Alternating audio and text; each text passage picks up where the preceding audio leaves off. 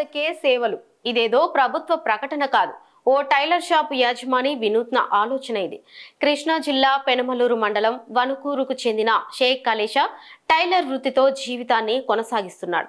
తొలుత గ్రామంలో టైలరింగ్ దుకాణాన్ని నిర్వహించేవాడు. అయితే కాలక్రమేణా దానికి ఆదరణ తగ్గిపోయింది. కొంతమంది బట్టలు కుట్టించుకున్నా ఇచ్చే మొత్తం కంటే అప్పులు పెట్టేదే ఎక్కువైంది.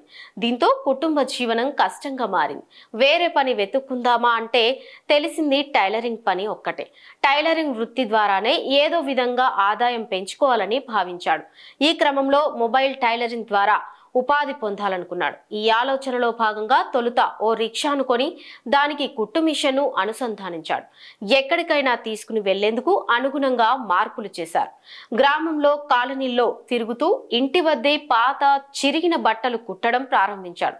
ఈ సేవలకు మంచి ఆదరణ లభించడంతో టీవీఎస్ ద్విచక్ర వాహనాన్ని కొనుగోలు చేసి పొరుగుళ్లకు తన సేవలను విస్తరించుకున్నాడు.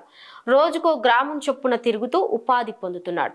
ప్రస్తుతం అవసరం ఉన్న వాళ్ళు కాళేశాకు ఫోన్ చేసి మరీ పిలిపించుకుని బట్టలు కుట్టించుకుంటారు. షాపు నిర్వహించడం కన్నా మొబైల్ టైలరింగ్ సేవలతోనే లాభం ఉందని కలేషా చెబుతున్నాడు.